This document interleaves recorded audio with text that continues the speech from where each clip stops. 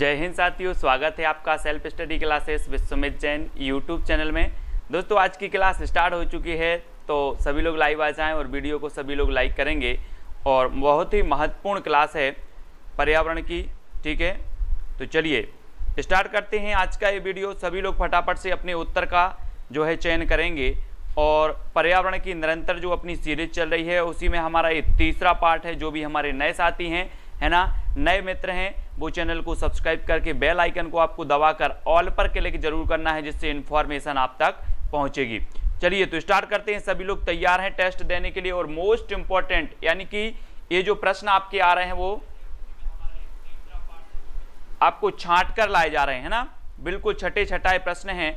Madhya Pradesh, India के जितने भी राज्य हैं उन राज्यों से संबंधित जो आपका पर्यावरण की जीके है ना, और भी जितने हैं उन सभी के जो है प्रश्नों को सम्मिलित किया जा रहा है। जितने भी आपके अनुसंधान केंद्र हैं, जो भी हैं। आपका दोस्तों पहला प्रश्न है वो क्या है, फासिल राष्ट्रीय उद्यान स्थित है तो कहां पर स्थित है। चलिए फटाक से अब आपको बताना है फासिल राष्ट्रीय उद्यान ये कहां पर स्थित है। चार विकल्प आपके सामने मौजूद हैं। फर्स्ट है आपका डिंडोरी, सेकंड उमरिया, ठीक है, मंडला, धार। तो इस चार विकल्पों में से आपका जो चयन आपने किया था वो क्या किया है, डिंडोरी, है ना। तो आ नंबर आपका बिल्कुल सही हो जाएगा। फासिल राष्ट्रीय उद्यान स्थित है कहां पर, डिंडोरी में स्थित है। और बात करें दोस्तों, ये फासिल राष्ट्रीय उद्यान है जहां पर काय के जीवाश्म है, पौधों के जीवाश्म, पौधों के जीवाश्म, ठीक है। ये चीज भी याद रखनी है। और आपको पता है दोस्तों डायनासोर जीवाश्म राष्ट्रीय उद्यान कहां पर है, तो डायनासोर जीवाश्म राष्ट्रीय उद्यान धार में है, ठीक है। उमरिया में कौन सा है, तो उमरिया में बांधवगढ़ राष्ट्रीय उद्यान है ना। मंडला में कौन सा है, तो मंडला में कान्हा राष्ट्रीय उद्यान है। तो ये चीज आपको याद रखनी है। और आपका उत्तर क्या हो जाएगा, डिंडोरी, ठीक है। और ये है दोस्तों आपका डिंडोरी जहां पर आपका जीवाश्म राष्ट्रीय उद्यान है, ठीक है। तो ये चीज भी आपको याद रखनी है। दुर्लभ सफेद बाघों के लिए प्रसिद्ध है तो कौन सा राष्ट्रीय उद्यान प्रसिद्ध है, नंदनकानन, बांधवगढ़, दोनों या इनमें से कोई नहीं। तो 4 सेकंड आपको दिए जाते हैं, आप अपने उत्तर का चयन करेंगे। दुर्लभ सफेद बाघों के लिए कौन सा राष्ट्रीय उद्यान जाना जाता है। तब आपका बिल्कुल सही आंसर क्या हो जाएगा दोस्तों कि नंदनकानन, जो कि कहां पर है, उड़ीसा में है। नंदनकानन कहां पर है, उड़ीसा में है। यहां पर भी सफेद बाघ पाए जाते हैं। और बांधवगढ़ में भी क्या पाए जाते हैं, सफेद बाघ पाए जाते हैं, ठीक है। बांधवगढ़ मैंने आपको बताया उमरिया में है, नंदनकानन कहां पर है, उड़ीसा में। अब उड़ीसा की बात आई है तो उड़ीसा के बारे में आपको पता है, यहां पर आपका उमरिया है जहां पर बांधवगढ़ राष्ट्रीय उद्यान है। और यहां पर आपका उड़ीसा है दोस्तों जहां पर आपका नंदनकानन है, ठीक है, याद रख लेना। और नंदनकानन के अलावा उड़ीसा में चिल्का झील भी है, ठीक है, भीतरकनिका राष्ट्रीय उद्यान भी है ना। ये चीज भी आपको याद रखनी है उड़ीसा में। और यहां पर हीराकुंड बांध भी है, तो हीराकुंड बांध भी आपको याद रख लेना है। और उड़ीसा का शोक कहा जाता है किसे को, महानदी को कहा जाता है, तो वो भी आपको याद रखनी है, ठीक है। इतनी सारी चीजें याद रखनी है। नेक्स्ट आपको बताना, भारत में बाघ परियोजना का शुभारंभ हुआ तो कब हुआ दोस्तों, टाइगर प्रोजेक्ट का शुभारंभ कब हुआ भारत में। प्रश्न क्रमांक 3 है, बिल्कुल आराम से उत्तर बताएंगे आप कि भारत में टाइगर परियोजना की जो शुरुआत हुई वो कब हुई, 1973 में, 1972 में, 1974 में या 1975 में, कब हुई। तब आपका बिल्कुल सही आंसर हो जाएगा दोस्तों कि जो बाघ परियोजना या टाइगर रिजर्व की शुरुआत हुई वो कब हुई, 1973 में। ये चीज आपको पता है, ठीक है, सभी लोगों को पता है ना। 1973 में आपका भारत में बाघ टाइगर प्रोजेक्ट की शुरुआत हुई। 1972 की बात करें दोस्तों तो चिपको आंदोलन शुरू हुआ था 1972 में, ठीक है। तो ये चीज भी आपको याद रखनी है, ठीक है। 1974 की बात करें तो 1974 से जो 5 जून को हम विश्व पर्यावरण दिवस मनाते हैं वो 1974 से मनाना प्रारंभ हुआ। तो ये चीज भी आपको याद रखनी है, ठीक है। और आपको पता है दोस्तों कि ये जो टाइगर प्रोजेक्ट है ये किस राष्ट्रीय उद्यान से प्रारंभ हुआ था, टाइगर प्रोजेक्ट तो ये टाइगर प्रोजेक्ट प्रारंभ हुआ था जिम कॉर्बेट राष्ट्रीय उद्यान, जो कि कहां पर है, उत्तराखंड में है। और प्रथम जो राष्ट्रीय उद्यान आपका है वो कौन सा है, जिम कॉर्बेट राष्ट्रीय उद्यान है। ये चीज आपको याद रखनी है। अब दूसरा आपसे पूछा जाता है टाइगर मैन ऑफ इंडिया किसे कहा जाता है, तो कैलाश सांखला को कहा जाता है।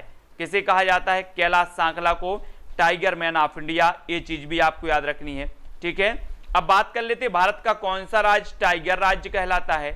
कौन सा राज्य है जो टाइगर राज्य कहलाता है, उत्तर प्रदेश, मध्य प्रदेश, हरियाणा या फिर उत्तराखंड। तो जल्दी से बताना है। प्रश्न क्रमांक 4 का उत्तर क्या हो जाएगा आपका उत्तर। भारत में कौन सा राज्य टाइगर राज्य कहलाता है। टाइगर प्रोजेक्ट की शुरुआत भाई 1973 में, ठीक है, जिम कॉर्बेट राष्ट्रीय उद्यान उत्तराखंड से। ये चीज भी आपको याद रखनी है। नेक्स्ट है टाइगर राज्य कहलाता है तो क्या कहलाता है, मध्य प्रदेश, ठीक है, टाइगर राज्य कहलाता है। यहां पर बहुत सारे राष्ट्रीय उद्यान हैं, है ना। उत्तराखंड की बात करें तो जिम कॉर्बेट राष्ट्रीय उद्यान है यहां पर, और वन अनुसंधान केंद्र भी यहां पर है। वन्य जीव अनुसंधान केंद्र भी कहां पर है, उत्तराखंड के देहरादून में है।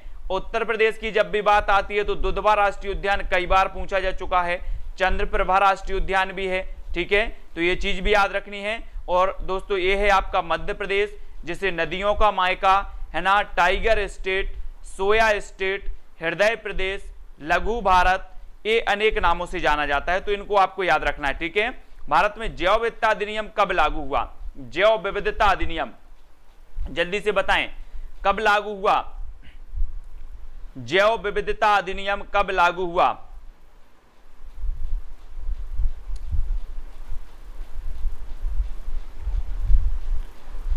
तब आपका राइट आंसर क्या हो जाएगा दोस्तों, भारत में जो जैव विविधता अधिनियम लागू हुआ वो कब हुआ, 2002 में, ठीक है, 2002 में आपका जैव विविधता अधिनियम लागू हुआ, ठीक है। ये चीज आपको बी नंबर बिल्कुल सही हो जाएगा। 1973 की बात करें तो टाइगर प्रोजेक्ट चलाया गया, ठीक है। वन संरक्षण, है ना, वन संरक्षण अधिनियम कब आया, 1980 में आया। तो ये चीज आपको याद रखनी है। वन संरक्षण अधिनियम 1972 में तो आपको पता ही है कि चिपको आंदोलन जो है शुरू हुआ था 1972 में, है ना, और 1980 में वन संरक्षण अधिनियम आया था। 2002 में जैव विविधता अधिनियम आया और 1973 में टाइगर प्रोजेक्ट। तो आपका जो उत्तर होगा वो क्या हो जाएगा, विकल्प नंबर बी बिल्कुल सही हो जाएगा, ठीक है ना। और दोस्तों आपको पता है कि ये जैव विविधता का हॉट स्पॉट क्षेत्र है कौन सा, पश्चिमी घाट, जहां पर आपकी शांत घाटी है या साइलेंट वैली है, ठीक है। और यहां पर दोस्तों इलायची पहाड़ी है, इलायची पहाड़ी, जिसका कभी कभी पूछा जाता है इलायची पहाड़ी कहां पर है। तो मैं आपको बता दूं कि इलायची पहाड़ी का 74% जो भाग है वो तमिलनाडु में है, और बाकी 26% जो भाग है वो कहां पर है, केरल में है, इलायची पहाड़ी का, ठीक है। तो ये चीज आपको याद रखनी है। मैती आंदोलन किस राज्य से संबंधित है, मैती आंदोलन लद्दाख से, उत्तराखंड से, कर्नाटक से या फिर मध्य प्रदेश से। मैती आंदोलन आपको बताना है, प्रश्न क्रमांक 6 का आंसर। मैंने आपको बताया था मैती आंदोलन, कोई कोई बोल देता मैत्री, तो मैती आंदोलन किस राज्य से संबंधित है, जल्दी बताएंगे सभी लोग। और मैंने आपको बताया था इस मैती आंदोलन के संबंध में कि जो मैती आंदोलन है दोस्तों, इसमें क्या होता है कि जो दूल्हा होता है, दूल्हा अपनी ससुराल में क्या करता है, एक पौधा लगाता है ना, इस मैती आंदोलन के अंतर्गत। और ये कहां से संबंधित है, उत्तराखंड से संबंधित है, ठीक है। और भारत का सबसे ऊंचा जो पठार है वो कौन सा है, लद्दाख का पठार है, सबसे ऊंचा भारत का लद्दाख का पठार है, ये चीज याद रखनी है। एपिको आंदोलन संबंधित है आपका कर्नाटक से, ठीक है। मध्य प्रदेश में आपको नर्मदा बचाओ आंदोलन जो चला था मेधा पाटकर, बाबा आमटे, इससे संबंधित है ना। सरदार सरोवर की जो ऊंचाई थी उसको कम करने के लिए, है ना, और इस बांध के विरोध में नर्मदा बचाओ आंदोलन चलाया गया था। तो ये चीज भी आपको याद रखनी है। और उत्तराखंड यहां पर है दोस्तों, उत्तराखंड से संबंधित बहुत सारी चीजें हैं आपकी। सबसे पहले तो आपको वन अनुसंधान केंद्र याद रखना है ना, वन्य जीव अनुसंधान केंद्र भी है आपका, वन्य जीव अनुसंधान केंद्र, है ना, और उत्तराखंड में गंगोत्री से गंगा नदी निकलती है। जिम कार्बेट राष्ट्रीय उद्यान है उत्तराखंड में, ठीक है। तो ये सारी की सारी चीजें आपको याद रखनी है। चिपको आंदोलन संबंधित है उत्तराखंड में, है ना। तो दोस्तों सारी चीजें आपको याद रखनी है, क्योंकि पेपर एक नहीं होना आपका, बहुत सारी शिफ्टों में पेपर होना है एमपी टेट का, तो बहुत सारी चीजें पूछी जाएंगी, है ना। अलग अलग प्रकार के प्रश्न पर्यावरण में पूछे जाएंगे। रेड क्रॉस का मुख्यालय स्थित है, तो कहां पर स्थित है दोस्तों, आपको बताना है। रेड क्रॉस जल्दी से बताएंगे। मानव हित में, मानव के स्वास्थ्य में काम करती है ये रेड क्रॉस, और रेड क्रॉस का जो मुख्यालय है वो कहां पर है। 4 विकल्प हैं, आपको 2 सेकंड दिए जाते हैं, और आपका बिल्कुल सही आंसर क्या हो जाएगा दोस्तों, रेड क्रॉस का मुख्यालय कहां पर है, जिनेवा। जिनेवा यानी कि जो आपका ए नंबर है वो बिल्कुल सही हो जाएगा, रेड क्रॉस का मुख्यालय, ठीक है। अगर आपसे कभी पूछा जाएगा ग्रीन पीस का मुख्यालय कहां पर है, तो आपका उत्तर होगा एम्स्टर्डम में, ठीक है। यूएनईपी का मुख्यालय कहां पर है, तो यूएनईपी का मुख्यालय केन्या की राजधानी नैरोबी में, ठीक है। कभी आपसे पूछा जाए डब्ल्यूडब्ल्यूएफ का मुख्यालय कहां पर है, तो गिलांड में है, ठीक है। तो ये चीज आपको याद रखनी है, रेड क्रॉस का जिनेवा में, है ना, ग्रीन पीस का एम्स्टर्डम में, ठीक है, डब्ल्यूडब्ल्यूएफ का गिलांड में, और यूएनईपी का कहां पर है, नैरोबी में। तो ये सारे के सारे मुख्यालय आपको क्या करना है, याद करना है, आपसे जरूर पूछा जाएगा।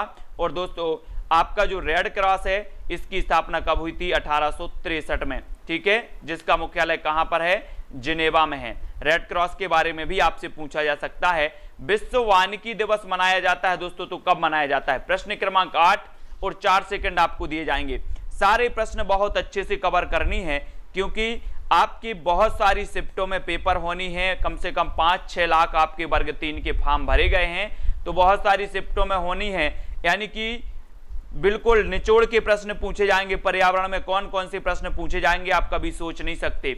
एक पेपर नहीं होना कि कोई भी प्रश्न पर्यावरण से उठा लो, इसलिए आपको बहुत सारा और डिटेल में विस्तृत पढ़ना है ना। तो विश्व वानिकी दिवस कब मनाया जाता है आपको बताना है। प्रश्न क्रमांक 8 का उत्तर आपका बिल्कुल सही बताया हाकम जी ने कि 21 मार्च को जो है विश्व वानिकी दिवस मनाया जाता है, ठीक है। विश्व जल दिवस कब मनाया जाता है, तो 22 मार्च को मनाया जाता है, ठीक है। विश्व जैव विविधता दिवस कब मनाया जाता है, तो 22 मई को मनाया जाता है। विश्व पृथ्वी दिवस कब मनाया जाता है, तो 22 अप्रैल को मनाया जाता है। तो ये सारे के सारे जो दिवस हैं उनको हमें याद रखना है, रट लेना है, ठीक है। अगला आपको बताना है विश्व संरक्षण दिवस कब मनाया जाता है। विश्व पर्यावरण संरक्षण दिवस प्रश्न क्रमांक अपना 9 है, और उत्तर सभी को बताना है। विश्व पर्यावरण संरक्षण दिवस कब मनाया जाता है, सभी लोग उत्तर बताएंगे। उमंग जी, मनीषा जी, तो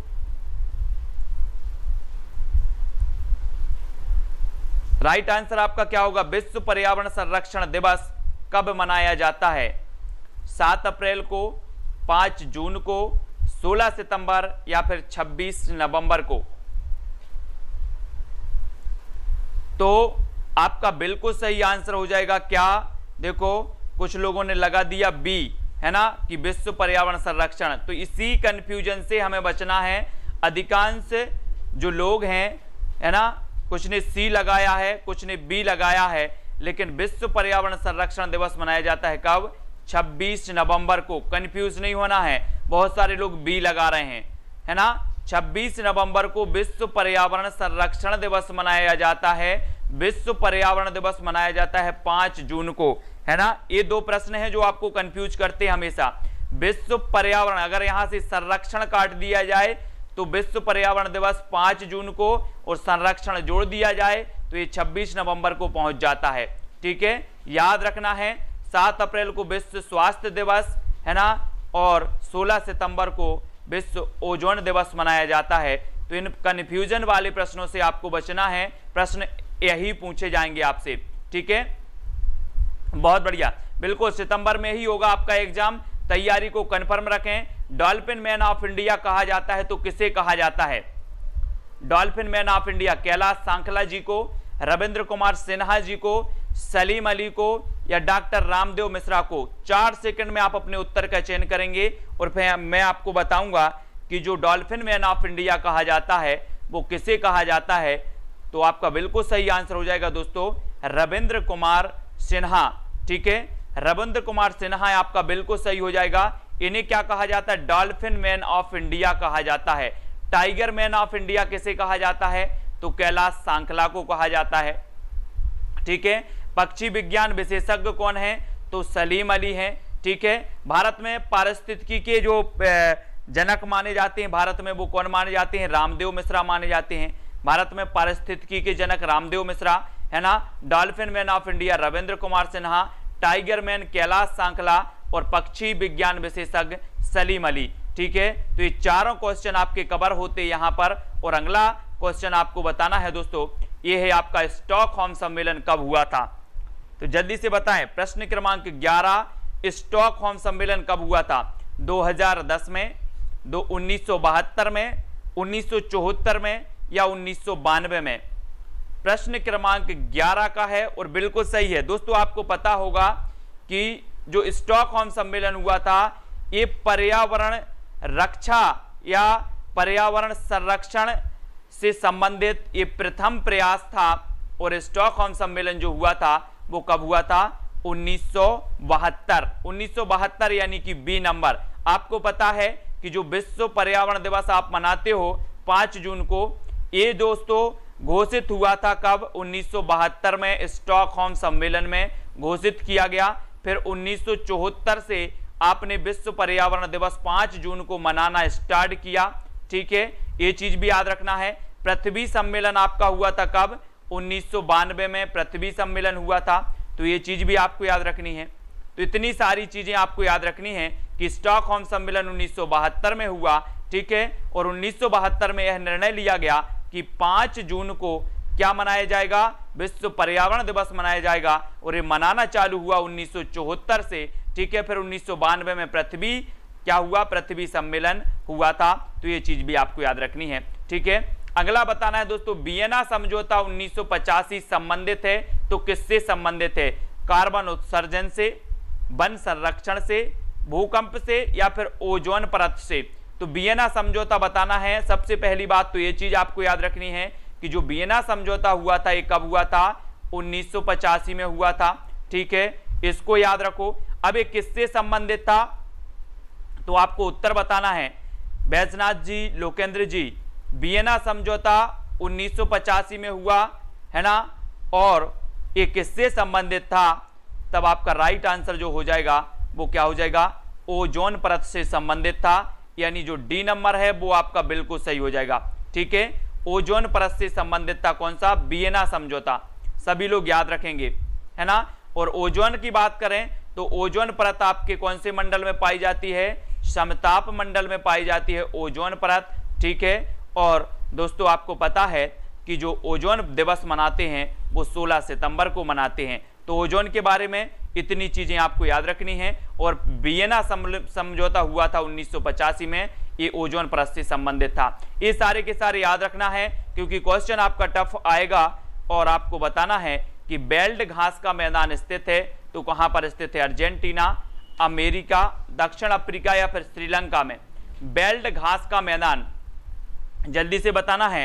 ये घास के मैदान, मरुस्थल, पर्वत, अभ्यारण्य, राष्ट्रीय उद्यान, ये सब कुछ आपसे पूछे जाएंगे, है ना। इसको जीके का पार्ट आप मानते हो लेकिन ये पर्यावरण का भी पार्ट है ना। तो बेल्ट घास का मैदान कहां पर स्थित है? प्रश्न क्रमांक 13 का आंसर। और आपका बिल्कुल सही आंसर हो जाएगा दोस्तों। मैंने आपको याद करवाए थे जब घास के मैदान कि अगर आपको बेल्ट क्या मिले? फ्री में मिले तो अफ्रीका और जाफ्रीका। तो फ्री में तो फ्री का बेल्ट आपको क्या मिल रहा है? फ्री का, तो दक्षिण अफ्रीका, ठीक है। अर्जेंटीना में आपको पता है पंपास घास के मैदान है, ठीक है। अमेरिका और कनाडा में प्रेरी घास के मैदान है। तो इनको भी आपको याद रख लेना है, ठीक है। प्रेरी घास के मैदान है। और पर्यावरण की जब बात होती है दोस्तों तो आप यहां पर देखें, यहां पर आपका कौन सा है? बेल्ट घास का मैदान है, ठीक है। और ये दक्षिण अमेरिका जो है यहां पर क्या है? आपका पंपास घास का मैदान है। और यहां पर कनाडा और यहां पर प्रेरी घास का मैदान है। तो इनको आपको याद रखना है, ठीक है। हाथी परियोजना कहां से शुरू हुई? अब आपको ये चीज याद रखनी है दोस्तों, पर्यावरण यानी विश्व का पर्यावरण। इसमें ये नहीं चलेगा कि हमने भारत के उद्यान याद नहीं किए, हमने मध्य प्रदेश के उद्यान याद नहीं किए, हमने उत्तर प्रदेश के नहीं किए, हमने विश्व के उद्यान नहीं याद किए। पर्यावरण यानी विश्व का पर्यावरण सब कुछ आपसे पूछा जाएगा, कहीं से भी पूछा जाएगा। ठीक है, हाथी परियोजना कहां से शुरू हुई? उत्तराखंड से, राजस्थान से, झारखंड से या फिर मध्य प्रदेश से? जल्दी बताओ, हाथी परियोजना कहां से शुरू हुई? प्रश्न क्रमांक 14 का आंसर बताना है। आज के प्रश्न आपको लगे होंगे कि बहुत टफ लग रहे हैं, कुछ प्रश्न तो सरल लेकिन कुछ टफ हैं। अगर इन प्रश्नों को आपने नहीं पढ़ा है तो आप अभी बहुत गहरे पानी में हैं और आपका बिल्कुल सही आंसर होगा हाथी परियोजना शुरू हुई दोस्तों झारखंड से। कहां से? झारखंड के एक जिला है सिंहभूम जिला। कौन सा जिला है? सिंहभूम जिला है। और यहां से आपकी हाथी परियोजना शुरू हुई। कब शुरू हुई? 1992 में। ये चीज भी याद रखनी है कि हाथी परियोजना कब शुरू हुई? 1992 में, है ना। कहां से शुरू हुई? तो झारखंड के सिंहभूम जिले से हुई। और झारखंड में आपको पता है दोस्तों कि छोटा नागपुर का पठार, है ना, स्थित है। 15 का आंसर कहां पर है? उत्तराखंड में, राजस्थान में, झारखंड या फिर मध्य प्रदेश में? तो जल्दी से बताएंगे सभी लोग। वन उत्पादकता केंद्र कहां पर स्थित है? तो कल हमने पढ़ा था दोस्तों कि पादप अनुसंधान केंद्र, हमने पढ़ लिया था कि पादप अनुसंधान केंद्र कहां पर है? आपका लखनऊ में है। ठीक है, औषधि अनुसंधान केंद्र आपका कहां पर है? तो लखनऊ में है। ठीक है, लेकिन वन उत्पादकता केंद्र बताना है कहां पर है। तब आपका जो राइट आंसर हो जाता है दोस्तों कि ये भी कहां पर है? झारखंड में है। ठीक है, वन उत्पादकता केंद्र कहां पर है? झारखंड के रांची में। ठीक है, झारखंड के रांची में है। तो ये चीज भी आपको याद रखनी है। और आपको पता है कि उत्तराखंड में तो पता ही है वन अनुसंधान केंद्र स्थित है। सांभर झील कहां पर स्थित है? राजस्थान में स्थित है। तो ये सभी को आपको याद रखना है। ठीक है ना। नेक्स्ट आपको बताना है दोस्तों, एशियाई शेरों का घर कहा जाता है तो किसे कहा जाता है? जल्दी बताओ, एशियाई शेरों का घर किसे कहा जाता है? जिम कॉर्बेट राष्ट्रीय उद्यान को, नंदन कानन को, गिर उद्यान को या फिर कान्हा को? प्रश्न क्रमांक 16 का आंसर हमें बताना है। एशियाई शेरों का घर कहा जाता है तो किन्हें कहा जाता है? तब आपने कई बार पढ़ा होगा कि जो गिर राष्ट्रीय उद्यान है, गिर राष्ट्रीय उद्यान है ना, ये एशियाई शेरों के लिए जाना जाता है। और ये कहां पर है? गुजरात में है। ठीक है, कान्हा किसली राष्ट्रीय उद्यान आपके मंडला में है, मध्य प्रदेश के। जिम कॉर्बेट राष्ट्रीय उद्यान जिसे पूर्व में हैली राष्ट्रीय उद्यान कहा जाता था, उत्तराखंड में। और नंदन कानन जहां पर सफेद बाघ पाए जाते हैं, ये उड़ीसा में है। ठीक है, तो इतनी चीजें आपको यहां पर याद रखनी है। और ये है दोस्तों आपका गुजरात, जहां पर गिर राष्ट्रीय उद्यान है। और यहां पर जो अनूपपुर से, अमरकंटक से नर्मदा नदी निकलती है, गुजरात में होते हुए एक खंबात की खाड़ी में गिरती है। और गुजरात में एक इसमें सरदार सरोवर बांध बनाया जाता है, जो मैंने आपको पढ़ाया था कि सरदार सरोवर जो बांध है दोस्तों, इसकी प्रस्तावित जो ऊंचाई थी वो 130 मीटर थी, लेकिन इसकी ऊंचाई वर्तमान में कितनी बनाई गई है? 90 मीटर। ठीक है, इसके विरोध में कौन सा आंदोलन चला था? नर्मदा बचाओ आंदोलन, जिसको भी आपको याद रखना है। ठीक है, नेक्स्ट आपको बताना है काले वन पाए जाते हैं तो कहां पाए जाते हैं? 17 का आंसर बताना है। काले वन कहां पाए जाते हैं? भारत में, जर्मनी, आंध्र प्रदेश या फिर अमेरिका में? तो 4 विकल्प हैं आपके सामने, आपको कमेंट में लिखना है, 2 सेकंड में बताएंगे जल्दी से। तब आपका राइट आंसर हो जाएगा दोस्तों कि जो काले वन पाए जाते हैं ये कहां पाए जाते हैं? जर्मनी में। ठीक है, जर्मनी यानी कि बी नंबर आपका बिल्कुल सही हो जाएगा, जर्मनी में, है ना। ये देखिए दोस्तों चित्र में एक काले वन है। काले वन इन्हें क्यों कहा जाता है? तो ये चीज भी आपको पता होनी चाहिए दोस्तों। ये जो वन है काले वन, इतने घने वन हैं, इतने घने वन हैं कि यहां पर प्रकाश जाता ही नहीं है। क्या नहीं जाता? प्रकाश नहीं जाता। तो इन वनों में क्या रहता है? हमेशा अंधेरा रहता है। क्या रहता है? अंधेरा रहता है। इसलिए इन्हें क्या कहा जाता है? काले वन कहा जाता है। और ये कहां पर है? जर्मनी में है। ठीक है, तो जर्मनी में आपको याद रख लेनी है, इसकी राजधानी क्या है? बर्लिन। ठीक है, तो जर्मनी के बारे में काले वन है यहां पर, इसको याद रखेंगे। हरा सोना की उपमा दी जाती है तो किसे दी जाती है? पर्वत को, मोती को, वन को या फिर सोना को? तो हरा सोना तो सभी लोगों को पता है, बिल्कुल सरल है, सभी लोग बताएंगे। प्रश्न क्रमांक 18 का आंसर बताना है। 4 विकल्प में से आप चयन करेंगे और हरा सोना जो कहा जाता है दोस्तों वो किसे कहा जाता है? वन को। वेरी गुड अर्चना जी, वन को कहा जाता है और बी नंबर आपका बिल्कुल सही हो जाएगा। ठीक है, वनों को कहा जाता है हरा सोना। ठीक है, नेक्स्ट आपको बताना है वन किस सूची का विषय है। आपने दोस्तों पढ़ी होगी संविधान में समवर्ती सूची आपने पढ़ ली, राज्य सूची पढ़ ली, अपशिष्ट सूची पढ़ ली, संघ सूची पढ़ ली, ये सारी की सारी सूचियां आपने पढ़ी हैं, लेकिन क्या आपने ये पढ़ा है कि वन किस सूची में है? किस सूची में है? किस सूची के अंतर्गत किस सूची में रखा गया है वनों को? प्रश्न क्रमांक 19 का आंसर बताना है। और आपका बिल्कुल सही बताया है अधिकांश लोगों ने कि समवर्ती सूची का विषय है वन, यानी बी नंबर आपका बिल्कुल सही हो जाएगा। ठीक है, बहुत बढ़िया, समवर्ती सूची आपका बिल्कुल सही हो जाएगा। नेक्स्ट बताना है दोस्तों कि भारतीय वन्य जीव अनुसंधान संस्थान कहां पर स्थित है। 20वां प्रश्न है, भारतीय वन्य जीव अनुसंधान संस्थान कहां पर है? भोपाल में, देहरादून में, कोलकाता में या फिर नागपुर में? कहां पर स्थित है?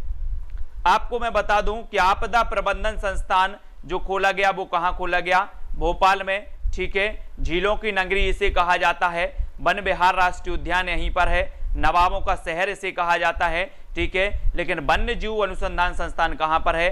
तो देहरादून में है। ठीक है, नागपुर में आपका पर्यावरण अनुसंधान केंद्र, पर्यावरण अभियांत्रिकी अनुसंधान केंद्र भी स्थित है, तो वो नागपुर में है। ये चीज भी आपको याद रखनी है। तब आपका भारतीय वन्य जीव अनुसंधान संस्थान कहां पर है? देहरादून, यानी बा नंबर आपका बिल्कुल सही हो जाएगा। ठीक है, इन सभी को याद रखेंगे।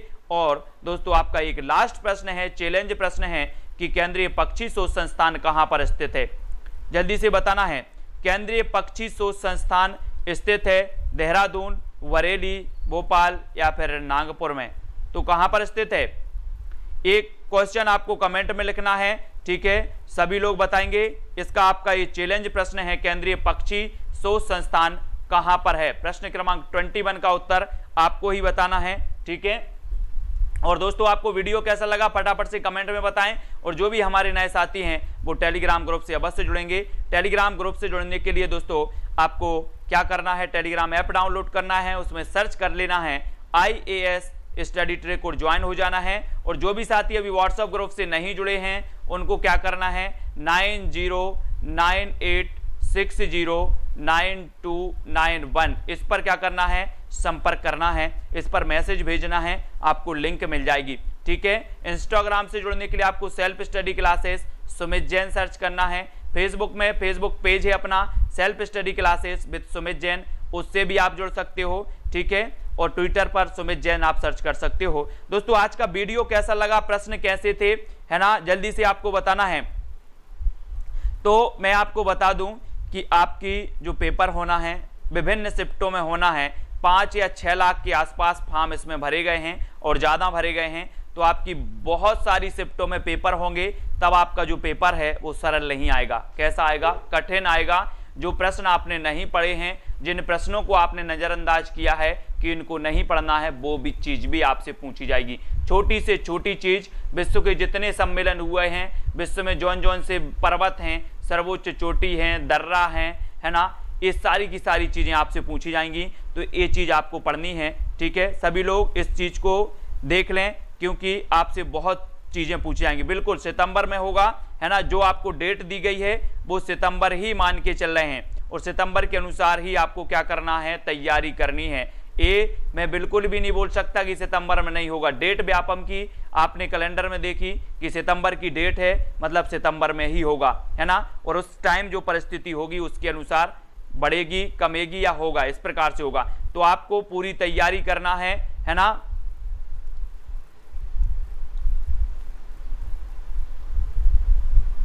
ठीक है, ये चीज आपको याद रखनी है। और रुक्मणी जी, लोकेंद्र जी, स्वाति जी डरा बिल्कुल नहीं रहे हैं। देवांशी जी, मैं ये बोल रहा हूं कि आपका कोई भी टॉपिक जो है छूटना नहीं चाहिए, है ना। क्या नहीं छूटना चाहिए? कोई भी टॉपिक आपने जो जो अभी तक पढ़ा है उसमें मैं आपको बता रहा हूं विकल्प के अनुसार। ठीक है ना। शोध संस्थान ये आपका प्रश्न है, आपको कमेंट में लिखना है, आपको चेक करना है। ठीक है, मैथ की पेडागोजी भी आएगी, लोकेंद्र जी, मैं आपको अवगत करा रहा हूं कि आपके कोई भी ऐसे तथ्य आपसे छूट ना जाए, चाहे अभ्यारण्य हो, चाहे आपके उद्यान हो, चाहे पर्वत हो, चाहे झील हो, चाहे नदियां हो, है ना, उद्गम स्थल हो, चोटियां हो, पठार हो, ठीक है, ये सारी की सारी चीजें आपके पर्यावरण के अंतर्गत ही आएंगे। क्योंकि कुछ लोग बोलते हैं कि सर ये चीज तो क्या, ये चीज पर्यावरण के अंतर्गत नहीं आएगी, है ना, तो ये सारी की सारी चीजें आपके पर्यावरण के अंतर्गत आएंगी और इसको हमें पढ़ना है, ठीक है। और पेपर मैं ये बोल रहा हूं कि आपका सरल नहीं आएगा, ठीक है, बहुत बढ़िया। तो सभी के लिए धन्यवाद, देवांशी, मनीष जी, चंद्रशेखर जी, किशन जी, स्वाति जी, सभी लोग वीडियो को लाइक जरूर करेंगे और वीडियो को शेयर भी करना है, ठीक है। आज के वीडियो के लिए बस इतना ही। जय हिंद। हिंदी की क्लास